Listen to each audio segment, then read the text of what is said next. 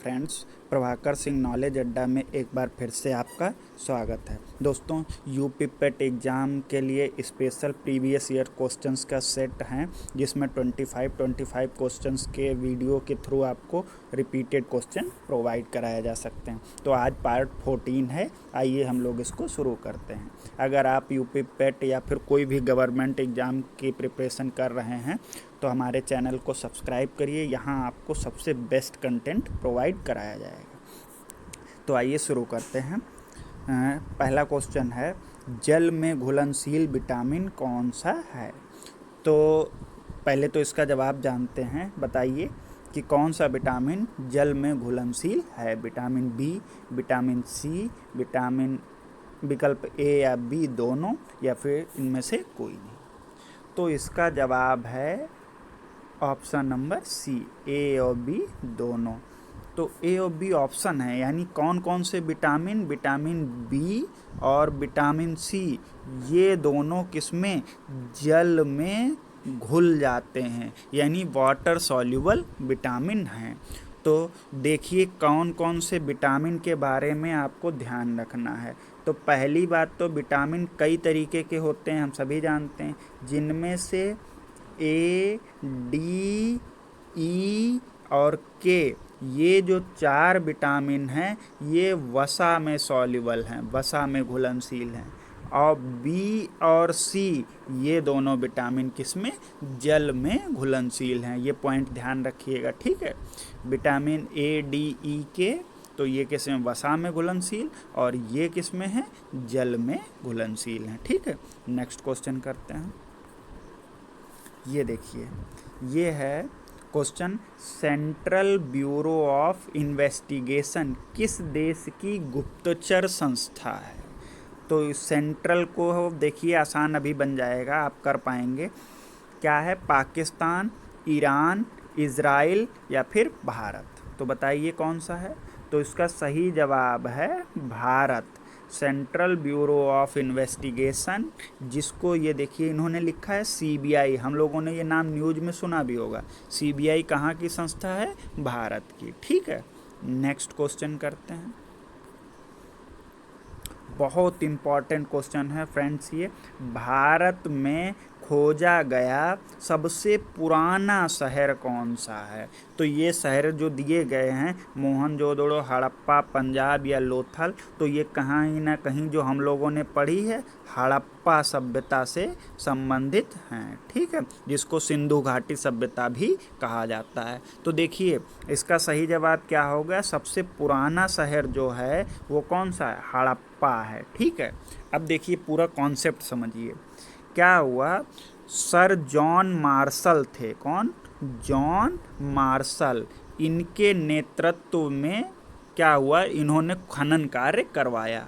तो वहाँ पर 1921 में किसने, 1921 में हड़प्पा नामक पहला जो शहर खोजा गया, ठीक है।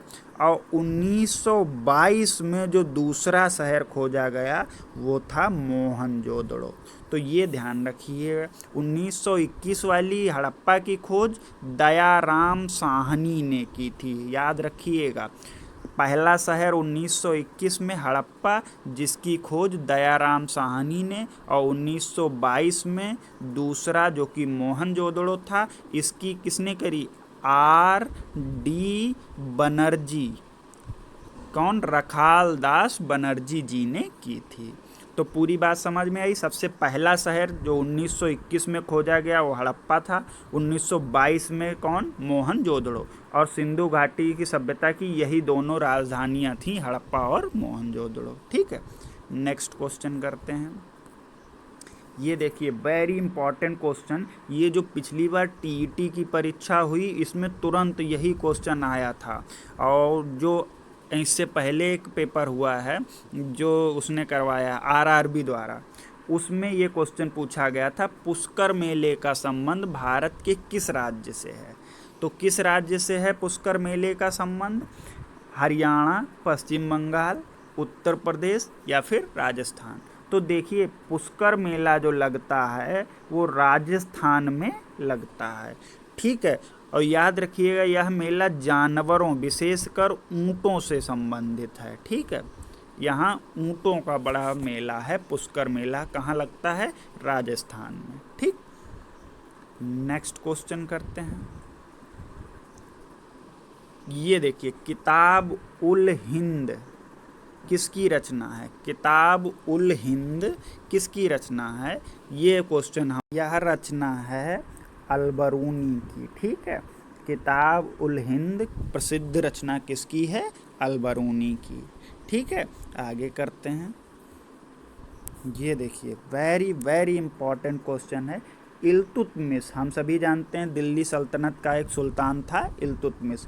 इल्तुतमिश सुल्तान बनने से पहले कहाँ का इक्तेदार था? वेरी इंपॉर्टेंट क्वेश्चन है। इल्तुतमिश से कई सारे क्वेश्चंस बनते हैं जो कि हम लोग अभी सारे क्वेश्चन सॉल्व कर लेंगे। इल्तुतमिश कहाँ का इक्तेदार था? तो सही जवाब बताइए, औरंगाबाद का, बंगाल का, बदायूं का या फिर सिंध का? तो ये जो था बदायूं का इक्तेदार या गवर्नर था। ठीक है, इल्तुतमिश कहाँ का गवर्नर या इक्तेदार था? बदायूं का। पहली बात तो ये हो गई। दूसरी बात, इल्तुतमिश किसका गुलाम था?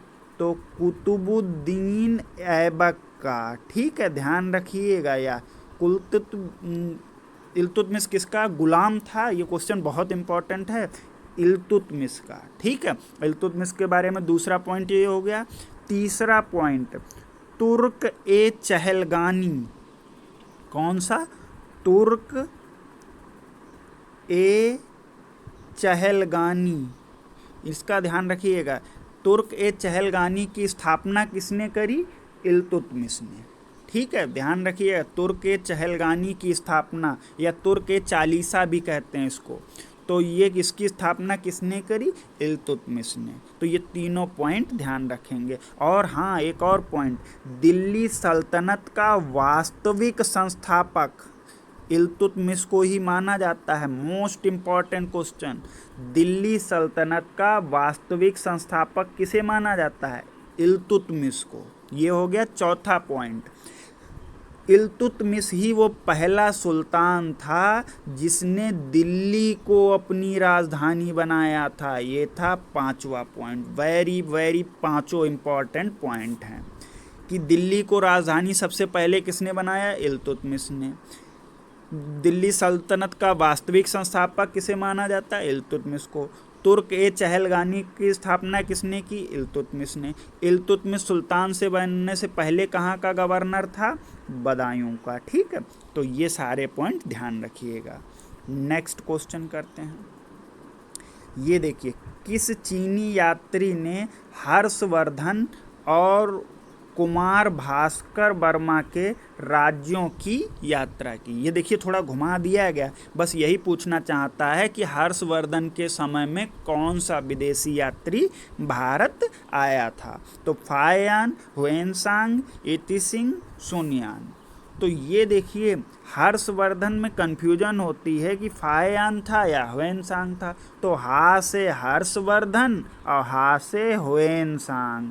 तो कभी भी अब कंफ्यूज नहीं होंगे। हुएनसांग जो था वो हर्षवर्धन के शासनकाल में आया था भारत की यात्रा पर। ठीक है, अब ये क्वेश्चन गलत नहीं होगा। नेक्स्ट क्वेश्चन करते हैं। देखिए, पॉलिटी से क्वेश्चन है, इंडियन पॉलिटी से। समान कार्य के लिए समान वेतन भारत के संविधान में सुनिश्चित किया गया एक क्या है? मौलिक अधिकार है, मौलिक कर्तव्य है, राज्य के नीति निर्देशक सिद्धांतों का एक भाग है, या आर्थिक अधिकार है? तो ये राज्य के नीति निर्देशक तत्व हैं, उन्हीं में से एक अनुच्छेद है समान कार्य के लिए समान वेतन। Very important. ठीक है, राज्य के नीति निर्देशक तत्वों में। ठीक, वेरी इंपॉर्टेंट। आगे देखते हैं, नीति निर्देशक तत्व कहाँ से हैं? अनुच्छेद 33 से लेके कहाँ? 51A तक। ठीक, आगे देखते हैं। वेरी वेरी इंपॉर्टेंट क्वेश्चन, सारे क्वेश्चन रिपीटेड हैं। ये देखिए, दिल्ली सल्तनत का वास्तविक सुल्तान या वास्तविक संस्थापक किसे माना जाता है? अभी हम लोगों ने डिस्कस किया था, क्या? कुतुबुद्दीन को, बलबन को, इल्तुतमिश को या रजिया सुल्तान को? तो दिल्ली सल्तनत का वास्तविक संस्थापक इल्तुतमिश को माना जाता है। और इल्तुतमिश ने ही कुतुब मीनार के निर्माण को पूरा करवाया था। ठीक है, कुतुब मीनार के निर्माण को पूरा किसने करवाया? तो इल्तुतमिश ने। ठीक, और बस शुरू किसने करवाया था उसका निर्माण? कौन? कुतुबुद्दीन ऐबक ने। नेक्स्ट क्वेश्चन करते हैं। ये देखिए, नेताजी सुभाष चंद्र बोस इंटरनेशनल एयरपोर्ट कहाँ पर स्थित है? तो दिल्ली, पटियाला, कोलकाता या मुंबई? तो जो लोग ये जानते होंगे सुभाष चंद्र बोस जी का जन्म कहाँ हुआ था, वो इसका आसानी से जवाब दे सकते हैं। तो बताइए, दिल्ली, पटियाला, कोलकाता या मुंबई में से कहाँ है? तो सही जवाब है कोलकाता। तो कोलकाता में अंतर्राष्ट्रीय सुभाष चंद्र बोस हवाई अड्डा स्थित है। ठीक है, नेक्स्ट क्वेश्चन करते हैं। भारत पर आक्रमण करने से पहले किसने मूर्ति भंजक की उपाधि धारण की? मूर्ति भंजक कहते हैं मूर्तियों को तोड़ने वाला। तो बताइए, वो कौन सा सुल्तान था जो मूर्ति भंजक की उपाधि धारण की थी? तो बताइए, मोहम्मद गौरी ने, महमूद गजनवी ने, सिराजुद्दौला ने, मोहम्मद बिन कासिम ने? तो महमूद गजनवी ने मूर्ति भंजक की उपाधि धारण की थी। ठीक है, और महमूद गजनवी से ही संबंधित है कौन सा? इन्होंने 1127 में कहाँ? सोमनाथ मंदिर पर बहुत बड़ा आक्रमण किया था, जो कि बहुत प्रसिद्ध है, महमूद गजनवी के द्वारा लूटा गया। सोमनाथ मंदिर कहाँ है? गुजरात में। ठीक है, नेक्स्ट इंपॉर्टेंट क्वेश्चन का है, युग प्रवर्तक, गुप्त युग का प्रवर्तक कौन था? यानी गुप्त युग की संस्थापना किसने करी? गुप्त युग का प्रवर्तक कौन था? तो चंद्रगुप्त मौर्य, श्रीगुप्त, घटोत्कच या समुद्रगुप्त? तो वास्तविक संस्थापक किसे माना जाता है? श्रीगुप्त को माना जाता है। गुप्त युग का संस्थापक श्रीगुप्त को माना जाता है। ठीक है, नेक्स्ट क्वेश्चन करते हैं। ये देखिए, कुतुबुद्दीन ऐबक ने दिल्ली के स्थान, ये देखिए थोड़ा मिसप्रिंट हुआ, ने किसे राजधानी बनाया? ये क्या है? ने किसे दिल्ली की राजधानी बनाया? दिल्ली में तो उसका शासन ही था। यानी पूछना ये चाहते हैं कि कुतुबुद्दीन की राजधानी कहाँ हुआ करती थी? तो अभी हमने बताया दिल्ली को तो राजधानी किसने बनाया? इल्तुतमिश ने। उससे पहले कुतुबुद्दीन की ऐबक की राजधानी कहाँ थी? अजमेर, लाहौर, औरंगाबाद या फिर सिंध? तो इनकी जो राजधानी थी वो कहाँ थी? लाहौर हुआ करती थी। वेरी इंपॉर्टेंट है, जो गौरी आया था वो अफगानिस्तान लाहौर से आया था। ठीक है, तो क्या हुआ, उसके बाद गौरी की मृत्यु के बाद उसने अपना प्रतिनिधि किसे बनाया? कुतुबुद्दीन ऐबक को, जिसकी राजधानी हुआ करती थी लाहौर। और उसके बाद कुतुबुद्दीन ऐबक के बाद सुल्तान बना इल्तुतमिश। तो इल्तुतमिश ने फिर अपनी राजधानी कहाँ स्थापित की? दिल्ली में। ठीक है, नेक्स्ट क्वेश्चन। ये देखिए, उत्तर प्रदेश जीके से है। दिया सलाई, जिसको हम लोग माचिस भी कहते हैं, उत्तर प्रदेश में दिया सलाई उद्योग का प्रमुख केंद्र कहाँ है? तो बताइए, बरेली, मिर्ज़ापुर, सहारनपुर या फिर मुरादाबाद? तो सही जवाब है बरेली जो है, इसको ध्यान रखिएगा, बरेली दिया सलाई उद्योग में प्रमुख केंद्र है। अब बरेली से कई सारे इंपॉर्टेंट हैं। बरेली को सुरमा नगरी भी कहा जाता है, ध्यान रखेंगे, बरेली को सुरमा नगरी भी कहा जाता है। और बरेली से ही ये बर्फ़ी भी, ध्यान रखेंगे, बर्फ़ी भी बरेली की प्रसिद्ध है। और बांस या फिर बेंत जो होते हैं वो भी कहाँ केंद्र है? कहाँ? बरेली ही इनका प्रमुख केंद्र है। नेक्स्ट क्वेश्चन करते हैं। सर्वप्रथम दल चालीसा, जो अभी हम लोग बात कर रहे थे, तुर्क ए चालीसा, तो ये दोनों नाम से आता है। दल चालीसा या तुर्क चालीसा या तुर्क ए चहलगानी का गठन किसने किया? अलाउद्दीन खिलजी ने, फिरोज शाह तुगलक ने, इल्तुतमिश ने या फिर औरंगजेब ने? तो सही जवाब है इल्तुतमिश ने। ठीक है, ध्यान रखेंगे। नेक्स्ट क्वेश्चन करते हैं। ये देखिए, कौन सा शासक मोहम्मद गौरी का दास था? वेरी वेरी इंपॉर्टेंट क्वेश्चन है। मोहम्मद गौरी का दास कौन था? तो देखिए ध्यान से, सबसे पहले ये गौरी ने आक्रमण किया था। गौरी ने कब किया था? 1191 में। तो ये था तराइन का पहला युद्ध। इसमें गौरी हार गया था और पृथ्वीराज चौहान की विजय हुई थी। गौरी ने 1 साल बाद फिर से आक्रमण किया 1192 जगह, यानी फिर से तराइन का मैदान, तो इसे तराइन का द्वितीय युद्ध कहा गया और इसमें गौरी की विजय हुई। तो गौरी ने अपना प्रतिनिधि उसके बाद भारत में किसे नियुक्त किया? अलाउद्दीन खिलजी को, रजिया सुल्तान को, कुतुबुद्दीन ऐबक को या शाहजहां को? तो इसका गुलाम एक था कुतुबुद्दीन ऐबक, उसे ही उसने अपना प्रतिनिधि बनाया। ठीक है, तो गौरी का दास कौन हो गया? कुतुबुद्दीन ऐबक। और पूछे कुतुबुद्दीन ऐबक का दास कौन था? तो इल्तुतमिश कुतुबुद्दीन ऐबक का दास था। मोस्ट इंपॉर्टेंट क्वेश्चन है। गौरी का दास कुतुबुद्दीन ऐबक और कुतुबुद्दीन ऐबक का दास इल्तुतमिश। ठीक, नेक्स्ट क्वेश्चन करते हैं। ये देखिए, निम्नलिखित में से किस विटामिन की कमी के कारण मसूरों से रक्त आने लगता है? तो बताइए, किस विटामिन के कारण? विटामिन ए, बी, सी या फिर डी? तो हम सभी जानते हैं इसका सही जवाब क्या है। विटामिन सी जो है, इसकी कमी से एक रोग होता है स्कर्वी। इसी के कारण मसूड़ों से खून आने लगता है और दांत हिलने लगते हैं। विटामिन सी की कमी से स्कर्वी रोग होता है। ठीक है, नेक्स्ट क्वेश्चन करते हैं।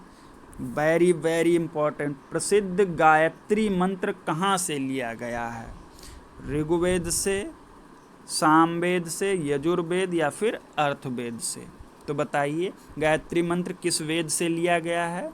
तो हम सभी जानते हैं सबसे प्राचीन वेद ऋग्वेद है, इसी से गायत्री मंत्र लिया गया। और एक इम्पॉर्टेंट क्वेश्चन, ऋग्वेद में कितने मंडल हैं? तो याद रखिएगा 10 मंडल हैं। ये भी क्वेश्चन एक बार पूछा गया। ठीक है, सूक्त कितने हैं? 10, 28 या 1028 सूक्त हैं। ठीक है, दोनों इंपॉर्टेंट। मंडल कितने हैं? 10 और सूक्त कितने हैं? 1028। दोनों question very important. Next question करते हैं। पृथ्वी का दक्षिणी ध्रुव किस भूखंड में स्थित है? तो हम सभी जानते हैं हमारी पृथ्वी अंडाकार शेप में है, तो इसका दक्षिणी ध्रुव ऊपर की तरफ नॉर्थ और नीचे की तरफ साउथ। तो दक्षिणी ध्रुव यही तो हुआ। तो ये कौन सा महाद्वीप है बताइए? अफ्रीका है, ऑस्ट्रेलिया है, ग्रीनलैंड है या अंटार्कटिका? तो सही जवाब है दक्षिणी ध्रुव कहाँ है? अंटार्कटिका में, जो कि ऐसे फैला हुआ है। ठीक है, दक्षिणी ध्रुव अंटार्कटिका और सबसे ऊपर क्या है? आर्कटिक। ठीक, नेक्स्ट क्वेश्चन करते हैं। ये देखिए, निम्नलिखित में से कौन सा वंश आरंभिक तुर्क वंश के नाम से भी विख्यात है? आरंभिक तुर्क वंश। तो ये देखिए कौन से हैं, बताइए कौन से हैं? सैयद वंश को आरंभिक तुर्क वंश भी माना जाता है। सैयद वंश को आरंभिक तुर्क वंश भी माना जाता है। ठीक है, सैयद वंश को आरंभिक तुर्क वंश भी माना जाता है। सब लोग गुलाम वंश टिक करते हैं, जो कि गलत है। नेक्स्ट क्वेश्चन करते हैं। अभी पढ़ा था हमने, निम्नलिखित में से किस वेद में 1028 सूक्त हैं? तो 1028 सूक्त किस में है? सामवेद में, अर्थवेद में, यजुर्वेद में या फिर ऋग्वेद में? तो अभी हम लोगों ने पढ़ा था ऋग्वेद में 1028 सूक्त हैं। मंडल कितने हैं? 10। ठीक, चलिए देखते हैं आगे। कुरान खां, किसे कुरान खां की उपाधि देकर या कुरान खां की उपाधि किसे दी गई थी? कुतुबुद्दीन ऐबक को, आराम शाह को, इल्तुतमिश को या जहांगीर को? तो सही जवाब है कुतुबुद्दीन ऐबक को कुरान खां की उपाधि दी गई थी। तो पहली बात, अब इसे कुरान खां की उपाधि क्यों दी? क्योंकि इस सुल्तान को पूरी कुरान याद थी, पूरी कुरान इसको याद थी, जिसके कारण इसे कुरान खां की उपाधि दी गई। दो ये हो गया। दूसरी बात सुनिए कि इन्हें लाख बख्श के नाम से भी जाना जाता है। लाख बख्श, कुतुबुद्दीन ऐबक को लाख बख्श के नाम से भी जाना जाता है। क्यों? क्योंकि इसकी उदारता और दानता के कारण। तो ये क्वेश्चन भी पूछा जाता है, कौन सा सुल्तान लाख बख्श के नाम से जाना जाता है? तो कौन है? कुतुबुद्दीन ऐबक। नेक्स्ट क्वेश्चन करते हैं, किस बंदरगाह को भारत का प्रवेश द्वार कहा जाता है? तो बताइए, कांडला बंदरगाह, मुंबई, कोच्चि या फिर कोलकाता? तो भारत का आकार कुछ इस तरह से है, नीचे दक्षिण भारत का, तो यहाँ पर पड़ता है मुंबई बंदरगाह। ठीक है, तो मुंबई बंदरगाह को भारत का प्रवेश द्वार माना जाता है। ठीक है, तो दोस्तों ये थे टॉप 25 क्वेश्चन जो कि सबसे ज़्यादा बार पूछे गए हैं। अगर आपको वीडियो पसंद आई तो प्लीज़ हमारे चैनल को सब्सक्राइब कीजिए। मिलते हैं नए वीडियो के साथ।